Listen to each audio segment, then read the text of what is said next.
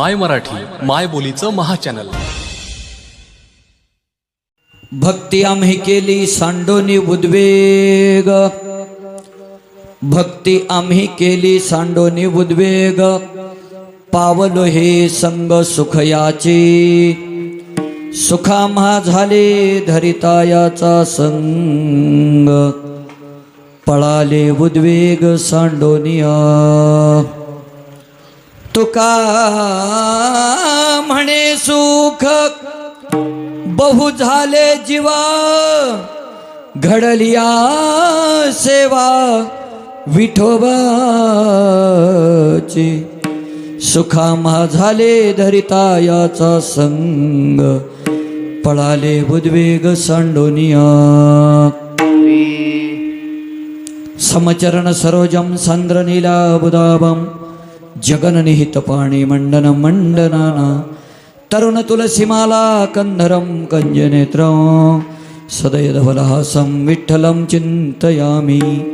महायोगपीठे तटे भीमरथ्य, वरं पुण्डरीकाय धातुं मुनीन्द्रे, समागत्य तिष्ठन्तमानन्दकन्दं, परब्रह्मलिङ्गं भजे पाण्डुरङ्गं. पाण्डुरङ्गकारो प्रथम नमा,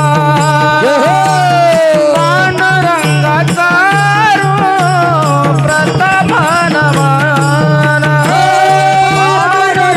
त्यांच्या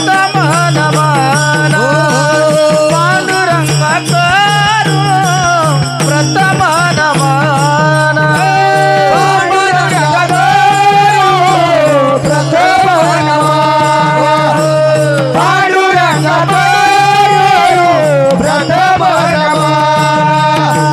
दुसरे चरण संताजिया, दुसरे चरण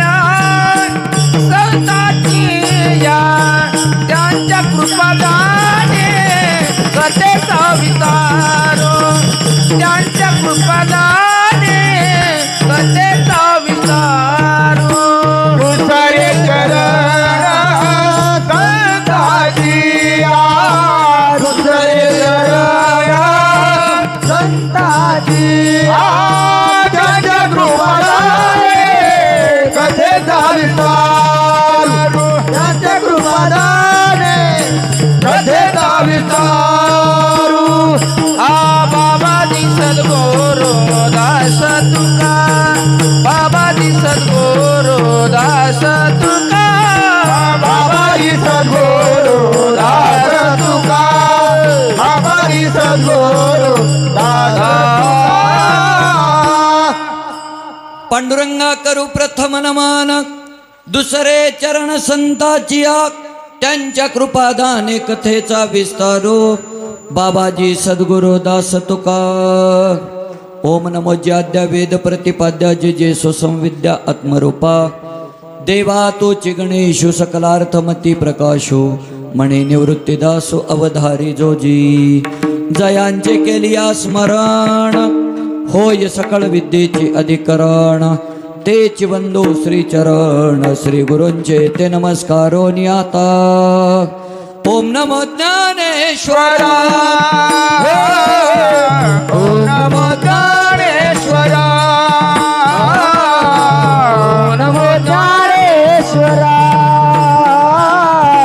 ओम नमो ज्ञानेश्वरा.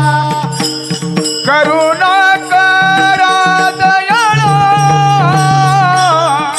करुणा करा दयाळा, तुमचा अनुग्रह लागलो.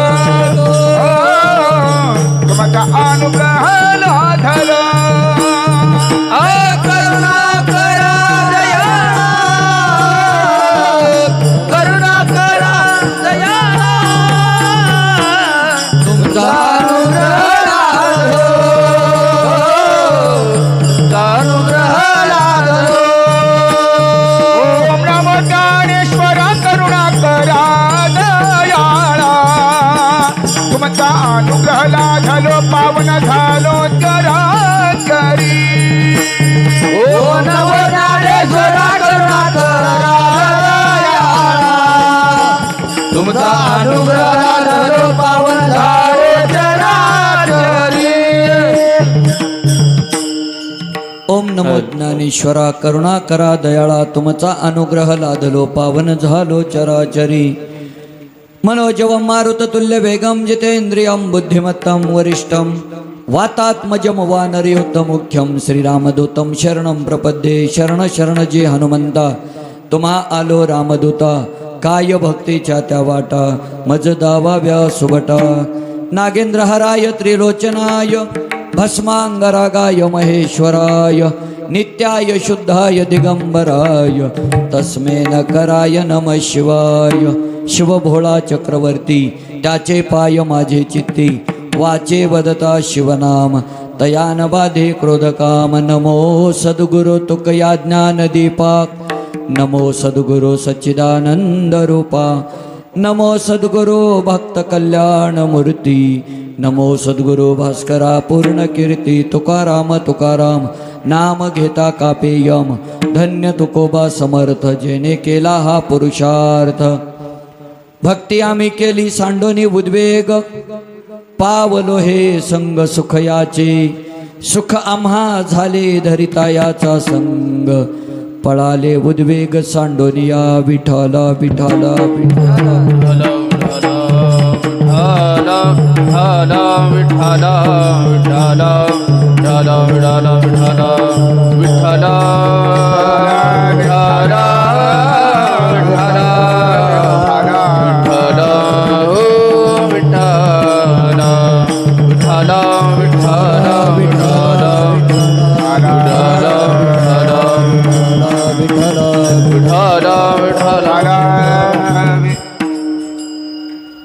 भक्ती आम्ही केली सांडोनी उद्वेग पावलो हे संग सुखयाचे सुखाम्हा झाले धरितायाचा संग पळाले उद्वेग सांडोनिया प्रस्तुत प्राप्त प्रसंगी प्राप्त वेळी चिंतन रूपी सेवेकरिता घेतलेला अभंग अकारण कारण करुणा वरुणालय रुक्मिणी प्राण संजीवन जगदाधार पंढरीश परमात्म्याच्या असीम कृपेद्वारा तथा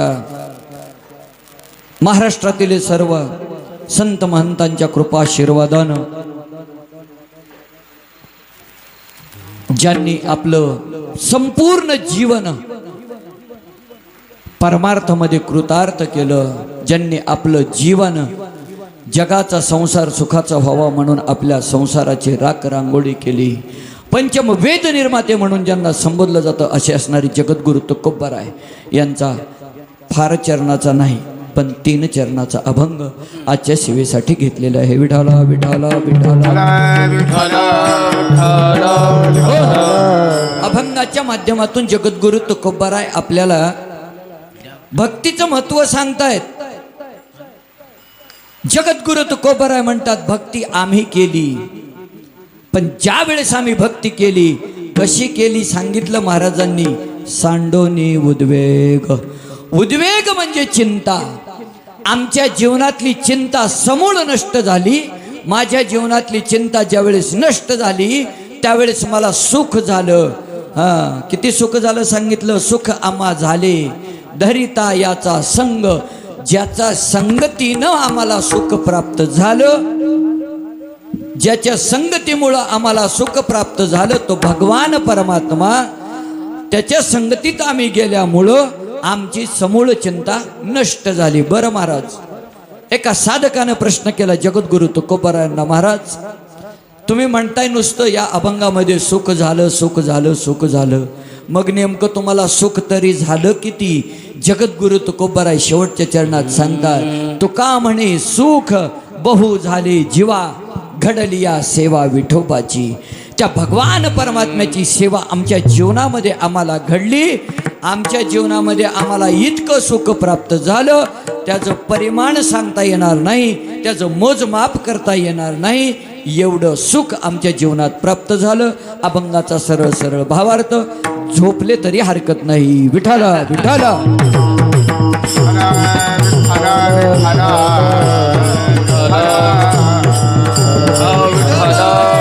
विठाला विठाला विठाला विठाला. आपल्या या पुण्य पावन भूमी श्री क्षेत्र तांबट सांगवी या भूमीमध्ये इथून पाठीमाग चालत आलेला, आज चालू असलेला आणि इथून पुढेही चालू राहणारा अखंड हरिनाम नामयज्ञ सोहळा तथा ग्रंथराज ज्ञानेश्वरी पारायण या सोहळ्यातील आज चौथ्या दिवसाची कीर्तन सेवा तुम्हा सर्व श्रोते सज्जन मायबाप, सर्व ग्रामस्थ मंडळी, भजनी मंडळ, पंचक्रोशीतील भजनी मंडळ, गायनाचार्य, मृदंगाचार्य सर्वांच्याच या ठिकाणी कृपा आशीर्वादानं माझ्याकडे आलेली आहे.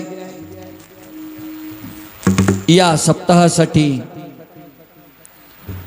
आवर्जून उपस्थित असणारे भागवताचार्य हरिभक्त पारायण हरी महाराज अंजन सोंडाकर यांचं या ठिकाणी 7 दिवस भागवत आहे ना, भागवत कथा चालू आहे. अतिशय उत्कृष्ट अशा नियोजनामध्ये हा सप्ताह चालू आहे. सर्वांचंच या ठिकाणी सहकार्य लाभतं आहे आणि सगळेच या ठिकाणी मंडळी, भजनी मंडळ असतील, ग्रामस्थ मंडळी असतील, अजून अन्नदान करणारे असतील, धनदान करणारे असतील, सर्वांच्याच नियोजनातून या कार्यक्रमाचं भव्य दिव्य असं आयोजन, नियोजन आणि हा परमार्थिक आनंद आम्ही उपभोगत आहोत. ज्यांनी पहिली चाल गायली हरिभक्त पारायण बबन महाराज, अतिशय उत्कृष्ट अशी त्यांनी या ठिकाणी सुंदर चाल गायली आणि 7 दिवस उपस्थित आहेत या ठिकाणी. धन्यवाद महाराज. तसेच इकडले हरिभक्त पारायण विष्णुपंत महाराज राहटे, विष्णुपंत महाराज राहटे, अतिशय उत्कृष्ट असे गुणी गायनाचार्य सोऱ्याचे महाराज, तसेच सर्व ग्रामस्थ मंडळी, इकडचे टाळकरी मंडळी, सर्वांच्या चरणी नतमस्तक होतो. तपानं, ज्ञानानं, वयानं माझ्यासमोर बसलेली ज्ञानी मंडळी या ठिकाणी आहेत. कीर्तनकार, प्रवचनकार, रामायणाचार्य, भागवताचार्य, बहुसंख्येने उपस्थित असणाऱ्या माझ्या माता माऊल्या यांचा जर विचार केला, माऊली ज्ञानोबरायची एक ओवी सांगेल आणि पुढे चालेल. सभा समस्त साधू संतांची, मुनी महामुनी विरक्त्यांचे, पंडित पाठक ज्ञानियांशी या सकळासे विनवणी, लागून या पाया विनवितो तुम्हाला, करे टाळी बोला मुखी नाम, विठ्ठल विठ्ठल म्हणा वेळोवेळा, हा सुख सोहळा स्वर्गी नाही. आनंदुरे आजी आनंदुरे, आनंदुरे आजी आनंदुरे, आनंदुरे आजी आनंदुरे, आनंदुरे आजी आनंदुरे. सभया भ्यांतर्य बघा परमानंदुरे, सभाया भ्यंतरी अवघा परमानंदुरे, सभया भ्यांतर्य बघा परमानंदुरे, सभाया भ्यंतरी अवघा परमानंदुरे. आनंदुरे आजी आनंदुरे, आनंदुरे आजी आनंदुरे, आनंदुरे आजी आनंदुरे, आनंदुरे आजी आनंदुरे. आनंदुरे आजी आनंदुरे, सबाह्य अभ्यंतरी अवघा परमानंदुरे. या न्यायानं सगळ्यांच्या चरणी हात जोडून विनंती. माता माऊल्यांनो, पुढे या तुम्ही जरा, थोडं पुढे या. सगळ्यांनी थोडं पुढं सारखा, या पुरुष मंडळ थोडं सगळ्यांनी पुढे या, कारण समाज कमी पण दर्दी लोक आहेत सगळे ऐकणारी, आणि तुम्ही माझ्या पुढं असाल आणि तुम्ही जर आधीच कीर्तन सुरू व्हायच्या आधी जांभळ्या दिल्या तर मी काय सांगू. एवढं लांबून आलोय मी तुमच्यासाठी, हे की नाही. तुमचं दर्शन होण्यासाठी मी एवढं लांब आलोय. माता माऊल्यांना हात जोडून विनंती, या. मी तुमच्या मुलासारखा एवढं लाई काळजी करू नका, टेन्शन घेऊ नका. या पुढे या. काय होतं आलं थोडं पुढं तर तुम्ही पुढं असलात, तुमच्या चेहऱ्यावरचा भाव बघून मला कीर्तन करता येते. विठाला विठाला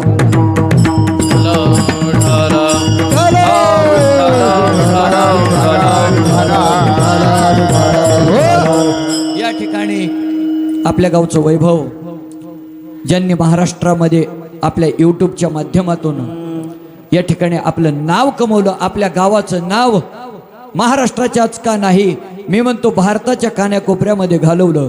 असे असणारे आमचे मित्र हरिभक्त पारायण राजेभाऊ महाराज कदम यांनाही धन्यवाद. ते या ठिकाणी लाईव्ह यूट्यूबचं प्रक्षेपण करणार आहेत. तसेच ज्यांनी गोड सिस्टीम लावली आहे, माझा आवाज बसलेला आहे. दररोज 2-3 कार्यक्रम आहेत महाराज, म्हणून आता रामनवमीचा पिरियड आहे, आवाज बसलेला आहे. नाहीतर गायनाच्या बाबतीमध्ये मला सुद्धा खूप नाद आहे, छंद आहे, पण आता विलाज नाही. आवाज बसल्यानंतर मी पण काय करू शकत नाही. पण दोन्ही या ठिकाणी रती महारथी 4 जण या ठिकाणी गायनासाठी आहेत. मी आज फक्त बोलणार आहे, तुम्ही गायन करायचे बरं का. हात जोडून विनंती सगळ्यांच्या चरणी. का पवित्र कुळामध्ये पावन देशामध्ये तुम्हाला आम्हाला हा नरदेह प्राप्त झाला आहे.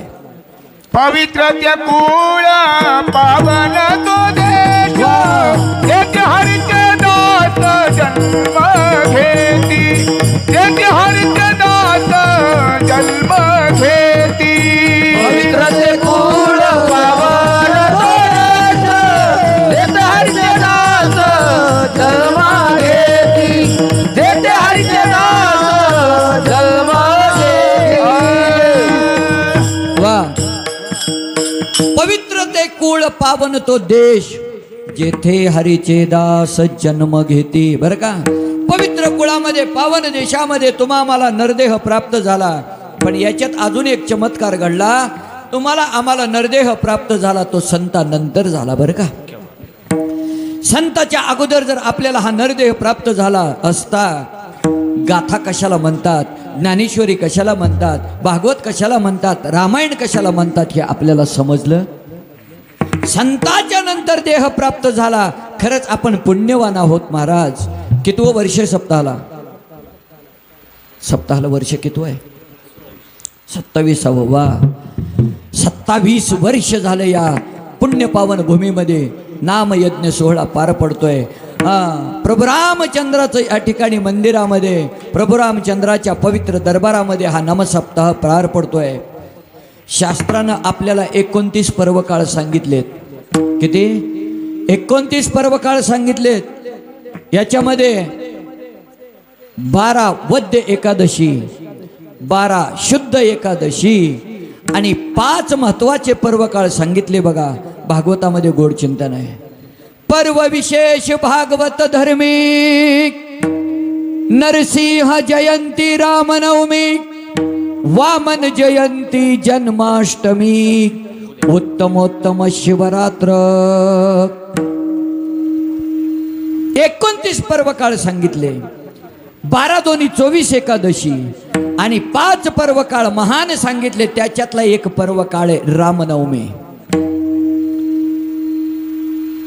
हनुमान जयंती, रामनवमी, वामन जयंती, श्रीकृष्ण जन्माष्टमी आणि उत्तमोत्तम शिवरात्र, हे 5 पर्वकाळ सांगितले. 12 दोन्ही 24 आणि 5 मिळून 29. 29 पर्वकाळाचं जो आचरण करतो त्याला वैष्णव म्हणतात. बरं का, वैष्णव तो जया, अवघी देवावरी माया, तो वैष्णव आहे आणि त्याला वैष्णव म्हणतात. या पर्व काळामध्ये, या पुण्य पावन भूमीमध्ये अखंड हरिनाम नामयज्ञ सोहळा चालू आहे आणि 4थ्या दिवसाचं कीर्तन पुष्प तुम्ही सर्वांच्या आशीर्वादानं माझ्याकडे आलेलं आहे.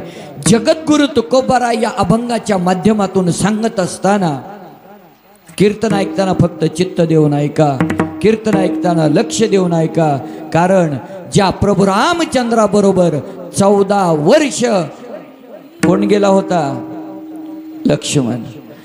ज्याचं लक्ष आणि मन एकत्र होतं त्याला लक्ष्मण म्हणतात. बरं का, 14 वर्ष अन्न ग्रहण केलं नाही, 14 वर्ष डोळ्याला डोळा लागू दिला नाही. का? फक्त आपल्या बंधू राजासाठी, आपल्या भावासाठी स्वतःचा प्राण, स्वतःचा जीव अर्पण केलेला भाऊ. त्रेतायुगातली रामकथा आजही आपण आनंदाने श्रवण करतोय. त्याचं कारण आहे, तुमच्या घरामध्ये रामायण आहे, माझ्या घरामध्ये रामायण आहे. त्या रामायणाचा उल्लेख आपण आजही ते रामायण आनंदाने ऐकतोय, आनंदाने वाचतोय, आनंदाने सांगतोय. त्याचं कारण आहे प्रभू रामचंद्राच्या जीवनातील आचरण. एक पत्नी, एक बाणी आणि एक वचनी व्रत प्रभू रामचंद्राचं आहे. विरुद्ध दिशेने पहा, ज्या प्रभू रामचंद्राचा जन्म वसंत ऋतूच्या प्रारंभी चैत्र शुद्ध नवमी आणि दुपारी 12 वाजता उन्हाच्या कारामध्ये झालेला आहे. दुसरी बाजू पहा, श्रीकृष्ण भगवान परमात्म्याचा जन्म श्रावणवद्य अष्टमी आणि रात्रीच्या 12 वाजता. इकडं ऊन आहे आणि इकडं धो पाऊस पडतोय. म्हणजे विरोधाभासाचं जीवन आहे. का? प्रभू रामचंद्राच्या जीवनामध्ये 14 वर्षाचा वनवास आहे आणि इकडं ह्या बाबाच्या जीवनामध्ये हरी हा बालक नंदा घरी. नुसता त्याच्या जीवनामध्ये आनंद आहे. कुणाच्या? श्रीकृष्णाच्या. असणाऱ्या प्रभू रामचंद्र एक वचनी, एक पत्नी, एक बाणी आहेत आणि इकडं या बाबाला 16,108 पत्नी आहेत. एवढा विरोधाभास आहे अवतारामध्ये.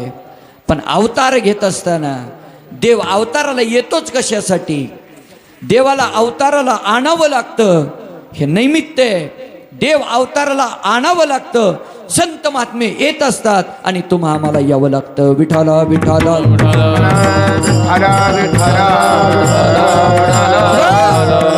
त्या प्रभू रामचंद्राची ही रामनवमी आणि रामनवमी निमित्त असणारा अखंड हरिनाम सप्ताह जगद्गुरु तुकोबारा या अभंगाच्या माध्यमातून. अभंग 3 चरणाचा आहे. अभंगामध्ये सुख हा शब्द 3 वेळेस आलाय. प्रत्येक चरणात आलाय.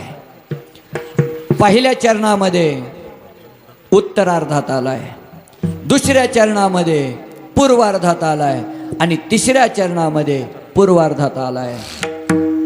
भक्ती आम्ही केली सांडोनी उद्वेग, पावलो हे सुख संग सुख याचे.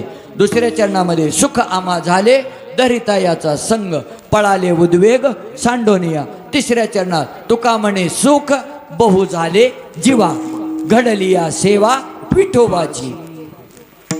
ज्या आरती जगद्गुरु तुकोबाराय 3ही चरणामध्ये सुख हा शब्द वापरतात, त्या आरती या सुखाला काहीतरी विशेष महत्त्व असलं पाहिजे.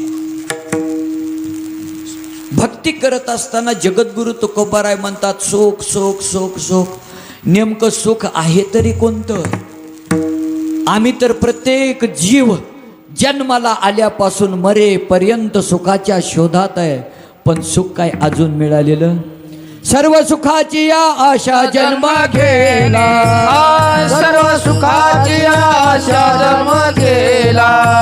क्षणयक मुक्ती यज्ञ नाही केला, क्षणयक मुक्ती यज्ञ नाही केला. विटता दिशा शिन पावला, विटता दिशा शिन पावला. माया बेटीत जीव धामला, माझे स्वहिताने नती कोण वावा, माझे स्वहिताने नती कोण. माया बेटी जीव माझा, माझे स्वहिताने नती कोणी, माझे स्वहिताने नती कोणी. सर्व सुखाची आशा जन्म गेला, क्षणयक मुक्ती यज्ञ नाही केला.